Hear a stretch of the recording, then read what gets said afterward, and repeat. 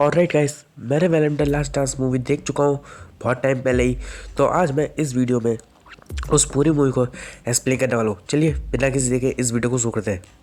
आगे बढ़ने से पहले अगर आप मेरे चैनल पर नए आए हो और आप भी वेलम मूवीज़ के फैन हो तो चैनल को सब्सक्राइब, बगल में बेल आइकन दबा दो ताकि आपको ऐसी नई वीडियोस फ्यूचर में सबसे पहले मिलती रहे। चलिए बिना किसी देखे वीडियो को शुरू करते हैं। पर हाँ, एक और बात बता देना, मुझे ज़ुकाम हो रखा है तो कहीं आपको वीडियो में बार बार सर सर की आवाज़ भी आ सकती है, तो प्लीज़ उसे दिल पर मत लीजिएगा और वीडियो को एंजॉय करना बस। मूवी की शुरुआत नल से होती है जो कैंडार प्लेनेट पर कैद होता है। नल को अपने आज़ाद होने के लिए कोडेक्स चाहिए और वो कोडेक्स क्या है वो मैं आपको आगे बताऊंगा। नल के पास जेनोफेस की पूरी आर्मी होती है। नल उन जेनोफेस को कोडेक्स के बारे में बताता है और फिर उन्हें यूनिवर्स के अलग अलग प्लैनेट पर भेज देता है। फिर हमें एडी को दिखाया जाता है जो एमसीयू में होता है और वो माँ के एक बार टेंडर से एमसीयू के सुपर हीरोज़ के बारे में जानने की कोशिश कर रहा होता है। तो उसी के कुछ समय बाद एडी वापस अपने यूनिवर्स में टेलीपोर्ट हो जाता है और जैसे ही एडी अपने यूनिवर्स के मैक्सिको शहर में टेलीपोर्ट होता है तो वो देखता है कि उसके सामने वही बार टेंडर खड़ा है जो बिल्कुल एमसीयू के यूनिवर्स में था। फिर एडी न्यूज़ पर देखता है कि इंस्पेक्टर मलिगन की मौत हो गई है और साथ में इंस्पेक्टर मलिगन की मौत के पीछे लोग एडी को गुनहगार मानते हैं। फिर एडी न्यूयॉर्क जाने का फैसला करता है क्योंकि वो एक ऐसे वकील को जानता है जिसने बहुत सारे गलत काम करे हैं और एडी उस वकील को ब्लैकमेल कर कर अपने आप को बचवा सकता है। जब एडी और वेलम उस बार से निकलते हैं तो वेलम गलती से वहाँ पर अपना एक छोटा सा पार्ट छोड़ देता है एक सिक्के के ऊपर। बीच में एडी और वेलम कुछ गुंडों का सामना करते हैं और वहाँ मौजूद सभी कुत्तों को बचा लेते हैं और फिर हमें दिखाया जाता है कि कोई है जो एडी और वेलम दोनों पर नज़र रख रहा होता है। फिर हमें जनरल रैक्स को दिखाया जाता है जो उस बार में आता है और साथ में उस बार टेंडर और उस बार में मौजूद वेलम के उस छोटे से पार्ट को उठा लेता है। और इससे पहले भी जनरल रैक्स ने काफ़ी सारे वेलम जैसी सिम्बियोट्स को पकड़े होते हैं और उन्हें एरिया 51 में रखा गया होता है। फिर हमें डॉक्टर पेन को दिखाया जाता है जो एरिया 51 में काम करती है और वो एक पेशे से साइंटिस्ट भी है।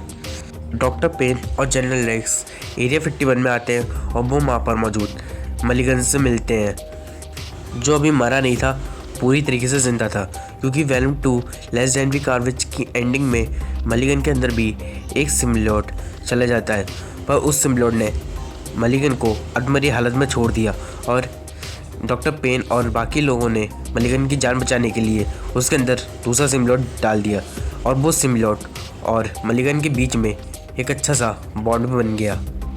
फिर वो सिम्बियोट डॉक्टर पेन और जनरल रैक्स को नल के बारे में बताते कि कैसे नल ने जेनोफेजेस और सिम्बियोट्स को बनाया था, यानी कि नल जेनोफेजेस और सिम्बियोट्स को बनाने वाला गॉड है।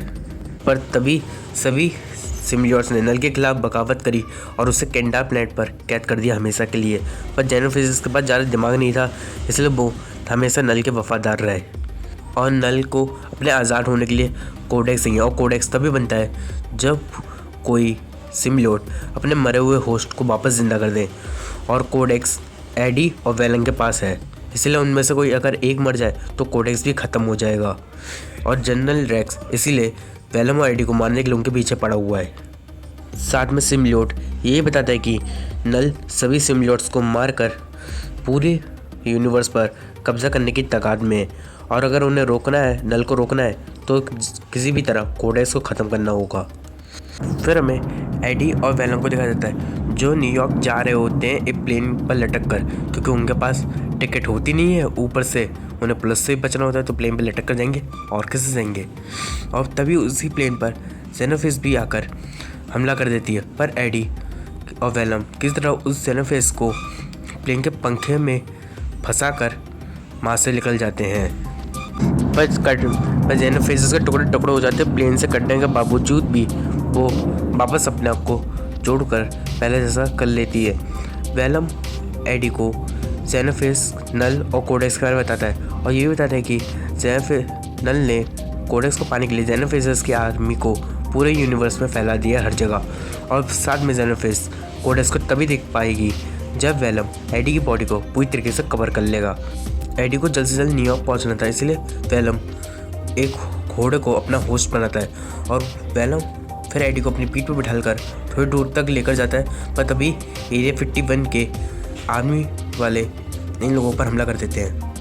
वेलम वापस एडी की बॉडी को कवर कर लेता है और फिर जेनोफेजेस भी कोडेक्स को देखकर उस जगह पर पहुंच जाती है और साथ में एरिया 51 के आर्मी ऑफिसर्स और जेनोफेजेस की भी हो जाती है, जिसमें एडी और वेलम बच के निकल जाते हैं। फिर एडी की मुलाकात मार्टिन और उसकी फैमिली से होती है, जो एलियंस देखने एरिया 51 में जा रहे थे, क्योंकि एरिया 51 में बहुत सारे इलीगल एक्सपेरिमेंट होते हैं और साथ में वो लोग एडी को वेगस तक छोड़ने की बात करते हैं। वो लोग एडी को लॉस वेगस पर छोड़कर वहाँ से चले जाते हैं। एडी के पास अब इससे आगे जाने के लिए पैसे नहीं होते, तो वो एक कसिनो में चले जाते हैं पैसों का इंतजाम करने। वहाँ पर उसे मिसेस चैम मिलती है, जो वेलम 1 और वेलम 2 में भी थी और वो एडी और वेलम दोनों के बारे में पहले से जानती थी। वेलम एडी की बॉडी को कवर कर लेता है और फिर मिसेस चैंग के संग डांस करना शुरू कर देता है और पिक्चर का नाम ही यही है, वेलम द लास्ट डांस। और वेलम यहाँ पर भी डांस ही कर रहा होता है मिसेस चैंग के संग। उसी बार जेनोफेजेस भी कोडेक्स को देखकर वहाँ पर आ जाती है, पर वेलम जल्दी से फिर से एडी की बॉडी के अंदर चले जाता है, जिससे जेनोफेजेस कोडेक्स को देख नहीं पाती और वहाँ से चली जाती है। तभी एरिया 51 के आर्मी वाले वहाँ पर आ जाते हैं और वो लोग एडी को वेलम से अलग करके वेलम को एक कैप्सूल में पकड़ लेते हैं और साथ में एडी को भी अपने संग गिरफ्तार करके ले जाते हैं एरिया 51 में। डॉक्टर पेन की असिस्टेंट वेलम को अपने अंदर छुपा लेती है। फिर वहाँ पर जनरल रेक्स आता है और डॉक्टर पेन से कहता है कि वो एडी को मारना चाहता है, पर डॉक्टर पेन किसी को भी मारना नहीं चाहती थी। पर जनरल रेक्स एडी को मारने के लिए उस पर ऊपर गोली चला देता है, पर वेलम डॉक्टर पेन के असिस्टेंट के अंदर में से निकलकर फिर से एडी के अंदर पहुंच जाता है और तभी वहाँ पर जेनोफेस भी आ जाती है। पर इन सब में वेलम के कारण एडी फिर से ज़िंदा हो जाता है और जेनोफेस कोडेक्स को पाने के लिए वेलम पर हमला कर देती है। पर एरिया 51 में जितने भी सिम्युलेटर्स होते हैं वो सब आज़ाद हो जाते हैं और वहाँ पर मौजूद हर किसी को अपना होस्ट बनाकर जेनोफेस से लड़ना शुरू कर देते हैं क्योंकि वो सिम्युलेटर्स नहीं चाहते थे कि नल आज़ाद होए। और इन सब के लड़ाई के बीच में मार्टिन फैमिली भी एरिया 51 में आ जाती है और वो लोग इनकी लड़ाई में फंस जाते हैं, पर एडी किसी तरह उन सबको बचाकर माँ से निकाल देता है। सिम्बियोट की फौज जेनोफेजेस के ऊपर भारी पड़ रही होती है, इसलिए जेनोफेजेस अपनी मदद के लिए वहाँ पर और भी सिम्बियोट्स जेनोफेजेस को बुला लेती है, जिसके कारण वहाँ मौजूद जितने भी सिम्बियोट्स होते हैं वो सब मारे जाते हैं और जिसमें वेलम, एडी और साथ में जनरल रेक्स ये दोनों भी काफ़ी ज़्यादा घायल हो जाते हैं। वेलम एडी की बॉडी को वापस कवर कर लेता है, जिससे सभी सिम्बियोट्स को कोडेक्स दिखना शुरू हो जाता है और फिर वेलम उन सभी सिम्बियोट्स को अपने आप से अटैच कर लेता है और साथ में एडी को अपने आप से अलग कर देकर एसिड में पहुंच जाता है। और ये वही एसिड होता है जिस एसिड के ज़रिए एरिया 51 को सरकार ख़त्म करने वाली थी। फिर वेलम एडी को अलविदा बोलता है और जनरल रेक्स वहाँ पर एक बहुत बड़ा बॉम्ब ब्लास्ट कर देता है, जिसमें जेनोफेजेस और वेलम का अंत हो जाता है, पर एडी उस तबाही में ज़िंदा बच जाता है। फिर डॉक्टर पेन अपनी असिस्टेंट को बचाने के लिए एक लास्ट सिम्बियोट को अपने आप से अटैच कर लेती है और अपने असिस्टेंट को बचाने में कामयाब भी हो जाती है। डॉक्टर पेन के ऊपर बचपन में एक बार बिजली गिरी थी, जिससे उनका एक हाथ पैरालाइज हो गया था, पर इस सिम्बियोट के कारण वो हाथ डॉक्टर पेन का सही हो जाता है और साथ में डॉक्टर पेन के अंदर शायद से बिजली की पावर भी आ गई है। फिर हम एडी को देखते हैं, जिसके पास कोई ऑफिसर मिलने आता है और वो बताता है कि एडी के ऊपर जितने भी क्राइम के चार्ज लगे थे वो सब उसने हटा दिए और साथ में एडी वापस अपनी एक नॉर्मल लाइफ शुरू कर सकता है। पर इसके लिए एडी को एरिया 51 में हुई जितनी भी घटनाएँ हुई हैं एरिया 51 में उन सबको राज रखना होगा। फिर एडी को एक नई ज़िंदगी को शुरू करते हुए दिखाया जाता है, पर एडी को कहीं ना कहीं वेलम की बहुत ज़्यादा आ रही होती है। फिर हम इसके मिड के सीन में नल को देखते हैं, जो कहता है कि वेलम मर चुका है, अब वो पूरे यूनिवर्स को ख़त्म कर देगा। फिर इसके बाद इस मूवी का पोस्ट क्रेडिट सीन को दिखाया जाता है। फिर हम उसी बार टेंडर को देखते हैं जिसे जनरल रेक्स ने किडनैप करा होता है और वो बर्बाद हुए एरिया 51 में होता है और वहाँ पर हमें एक टूटा हुआ क्यूब दिखाया जाता है और साथ में एक ब्लैक रंग का काकरोच, यानी कि ये ब्लैक कलर का काकरोच किसी सिम्बियोट से इन्फेक्टेड है। और जहाँ तक इस क्यूब के अंदर वेलम का सिम्बियोट था, यानी कि वेलम का सिम्बियोट अब आज़ाद होकर इस काकरोच से बॉन्ड बना चुका है अब ये काकरोच किसी और इंसान से जुड़ेगा और फिर वेलम का सिम्बियोट उस इंसान के अंदर घुसकर उसे अपना बॉन्ड बनाएगा और इसी के संग वेलम की एक नई कहानी की शुरुआत होगी। इसी के संग ये मूवी ख़त्म हो जाती है।